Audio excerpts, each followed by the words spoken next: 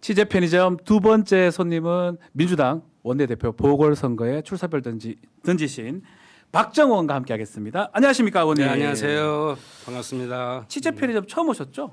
예. 오늘 우리 점주님은 안 계시지만 제가 뭐 일일 알바로 지금 하고 있는데 우리 구독자분들, 시청자분들한테 인사 한번 부탁드리겠습니다. 점주님이 지금 중국 가 계세요. 대통령과 함께 계시죠? 예. 이 편의점이 점차 이제 세계로 뻗어나가는 것 네. 같아요.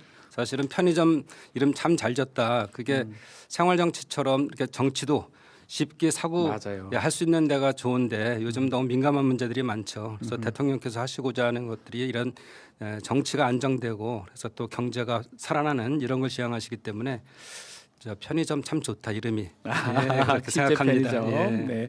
의원님도 자주 좀 출연 좀 이제 앞으로 해주십시오. 예. 부탁을 좀 네. 드리겠습니다. 네. 기회를 주시면 언제든지.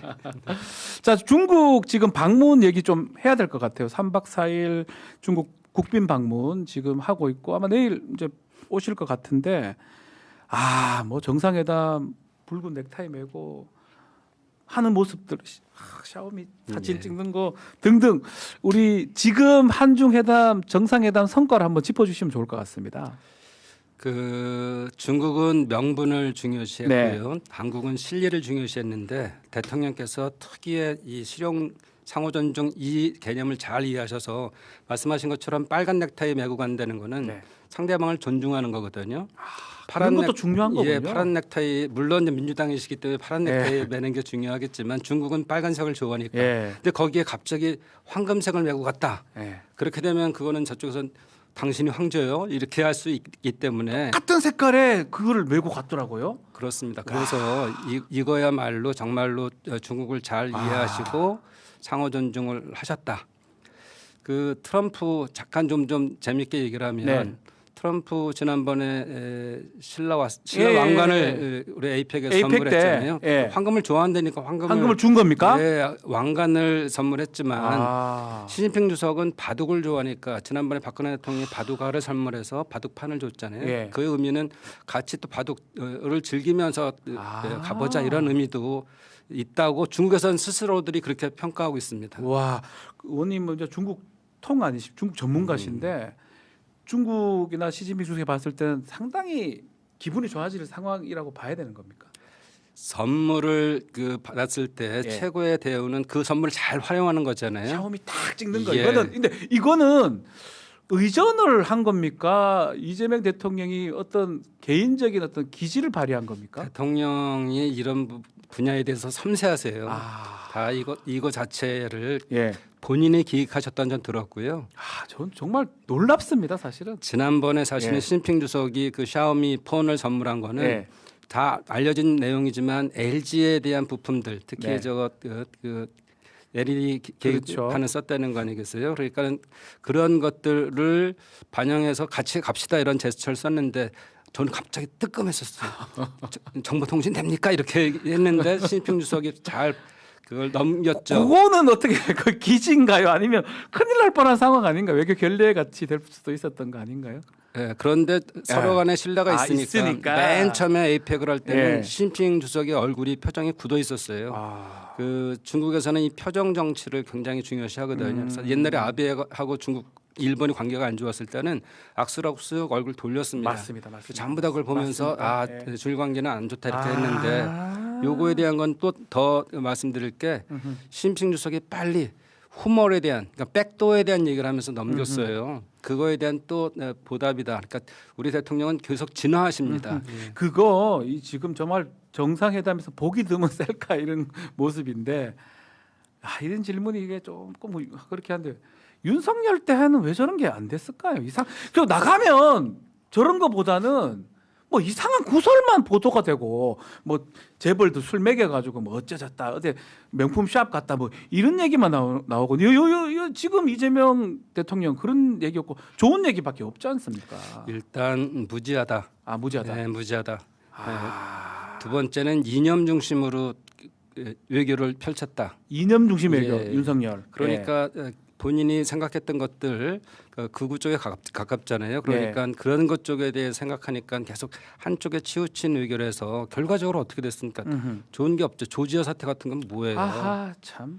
그렇기 때문에 이 상호 존중을 통해서 실용이 굉장히 중요한 건데 아무 개념 없던 사람이 그냥 말씀하신 것처럼 뭐 흰옥기탕 만들어 놓고 술 마시고 출근 늦게 하고 이런데 자기의 향락에 빠져 있던 정치였기 때문에 네. 안 맞는 것이고 대통령은 근본적으로 실용 외교뿐만 아니라 국민을 잘 살게 하겠다 이런 목표가 있으신 분이잖아요. 네. 하나하나 최선을 다해서 연출하시고 또 하시는 거죠. 중국에서는 제일 중요한 게 친구가 돼야 됩니다. 아무리 사업을 같이 하려고 해도 이게 비즈니스적으로 이익이 남더라도 친구가 아닌 상태에서는 잘 안 해요.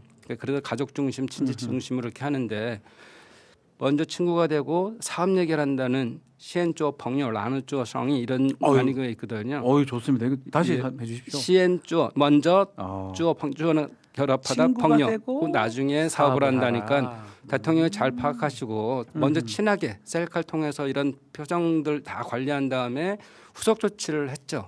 후속 조치는 우리 그 경제 분야에서의 서로 간에 상무부장하고 우리 쪽에 비정기적인 것들을 정기적인 대화 채널을 만들어냈고 이런 것들은 후속 조치로 계속 해나가면 됩니다. 지금 우리 들으셨겠지만 중국어를 아주 유창하게 아주 원어민 이상으로 잘하십니다. 중국 통이세요. 실제로 국회 한중의원 연맹 상임부회장 맡고 있습니다. 상임부회장.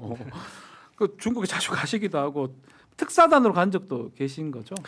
지난 1년에 중요한 네. 것만 5번 갔다 왔는데요. 한중의원 연맹에서 간 것도 있었고요. 네. 그다음에는 시진핑 주석하고 우원식 국회의장하고 만날 때 그때도 가셨고요. 같이 갔습니다. 그 어떻습니까? 중국이 우리를 바라보는 좀 태도 좀 많이 달라졌습니까? 그러니까 지난 정부에 대해서는 그냥 저 정부 어쩔 수 없다 이렇게 이런 상황이었고요. 네. 바로 그 탄핵되기 시작하면서 시진핑 주석이 우원식 국회의장을 만났잖아요. 네. 그거는 한중 관계를 풀 가능성이 있다.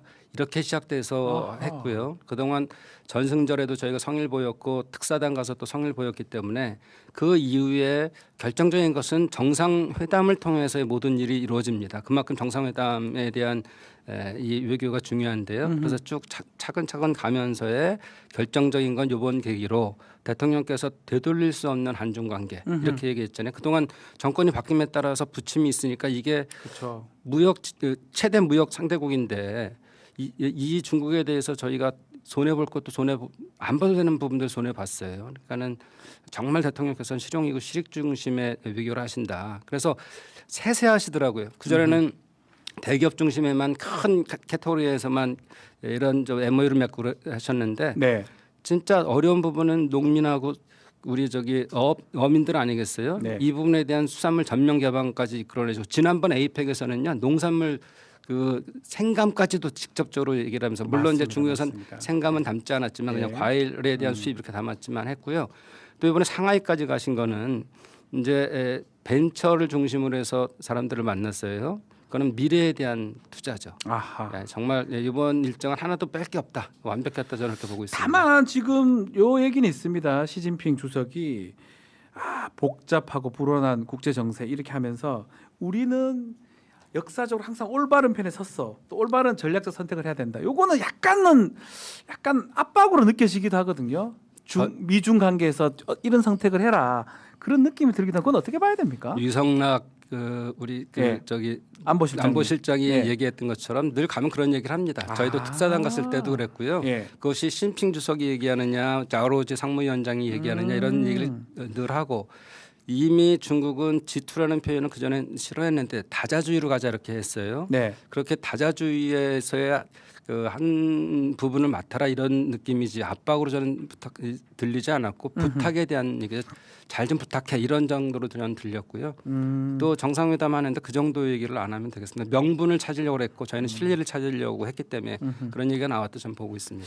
그 국민의힘에서는 논평이 좀 이렇게 돼 있습니다. 송원석 원내대표가 논평을 했는데 실질적 외교 안보 이익은 전무하다. 이벤트성 회담이다. 이렇게 약간 혹평을 한 것 같습니다. 국민의힘 논평 어떻게 들으셨습니까? 그동안 우리가 잘한 거 칭찬한 적 한 번이라도 있습니까? 아 지금 기억해 보면 없어요. 그러니까 속이 좁아요.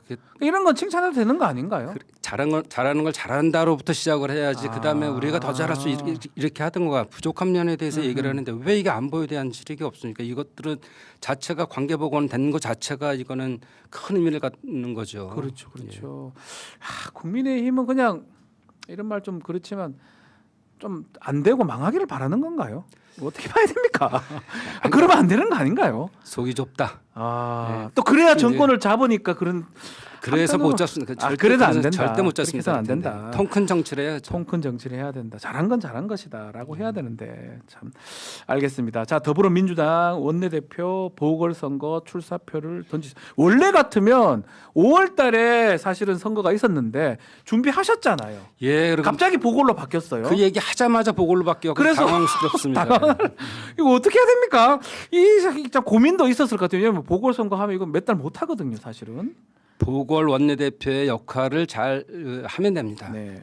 원래 2기의 원내대표는 내란 종식을 빨리 하고 네. 또 경제 회복하고 그리고 지방선거를 잘 치르는 거였어요.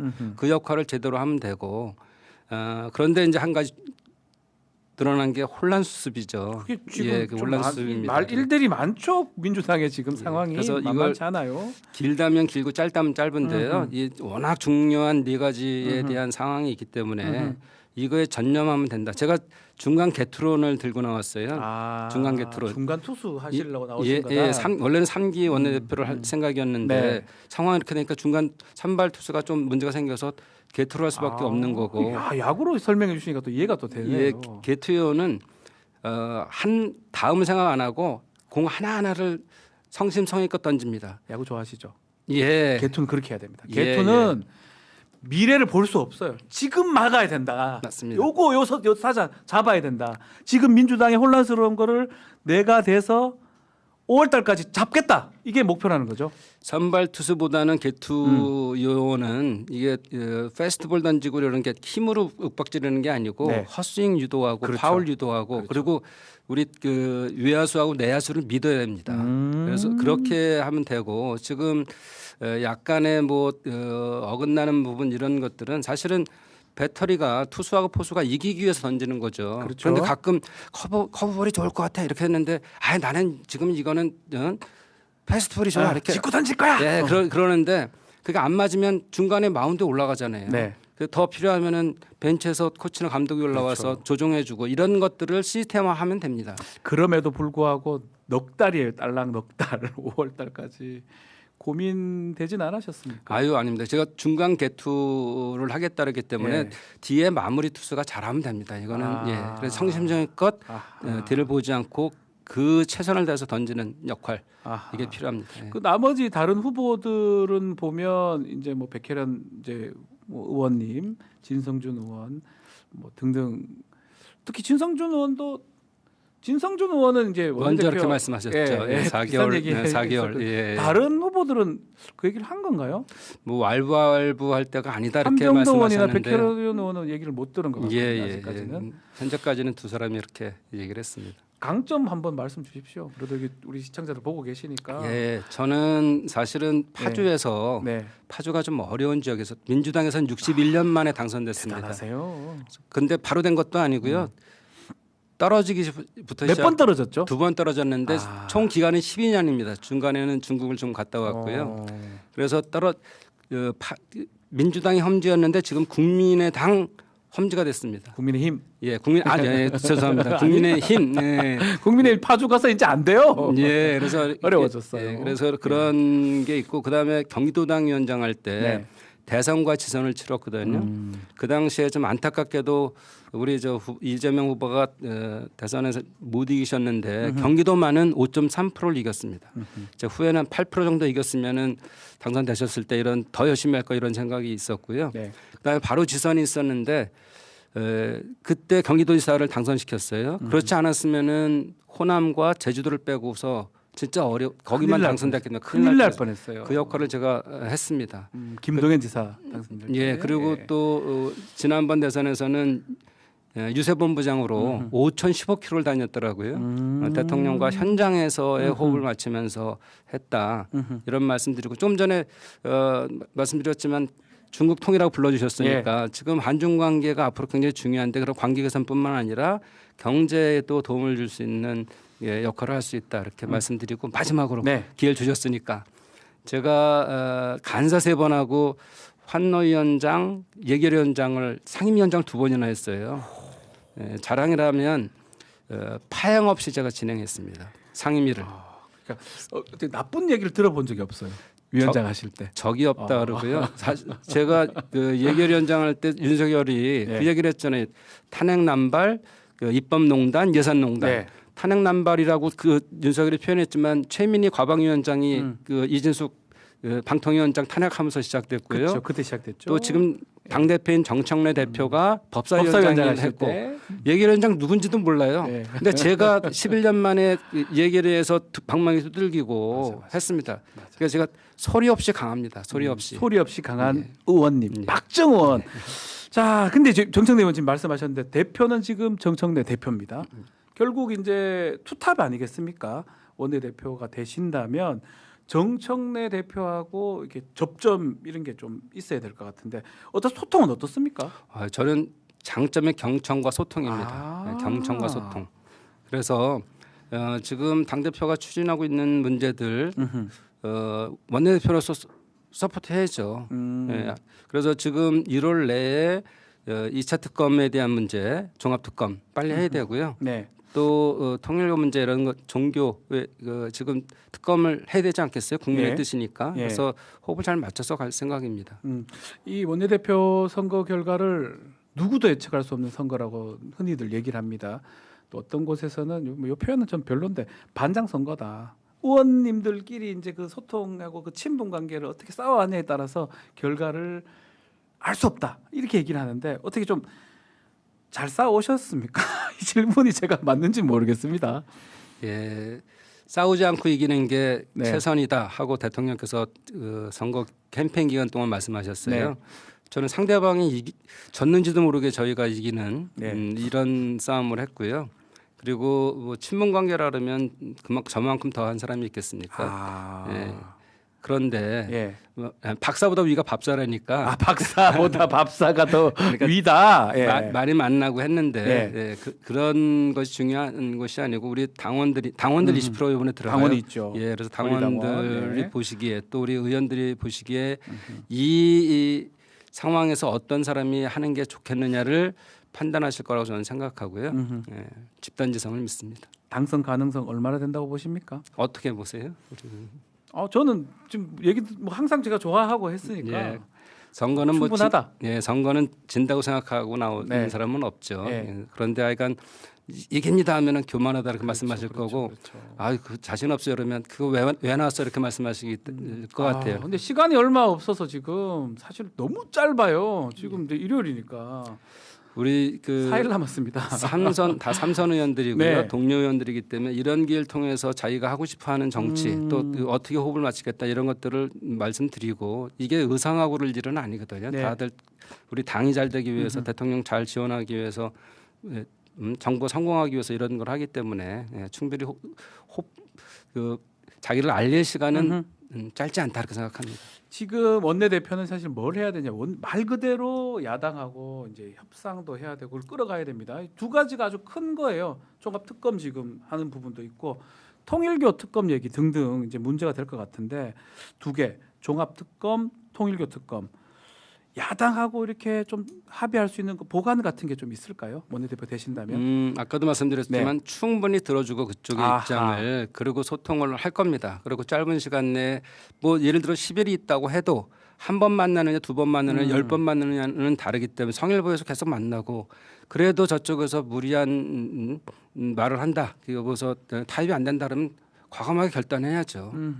과감하게 결단을 해야 된다. 그리고 또 지금 민생 법안이 너무 많은데 지금 국민의힘에서 필리버스터를 계속 함으로써 이게 처리가 지연이 되고 있거든요. 이거를 또 해법을 좀 갖고 계셔야 될 것 같아요. 소탐 대실한다 저는 이렇게 표현할 수 있습니다. 국민의힘이 예, 네. 이게 한두 번에 대해서는 자기 방어고 소수당에 대한 입장을 나타낸다고 하지만 민생법안 전체를 들고선 이거는 필리버스터라면 결코 지방선거를 생각했을 때 국민들이 현명하시잖아요.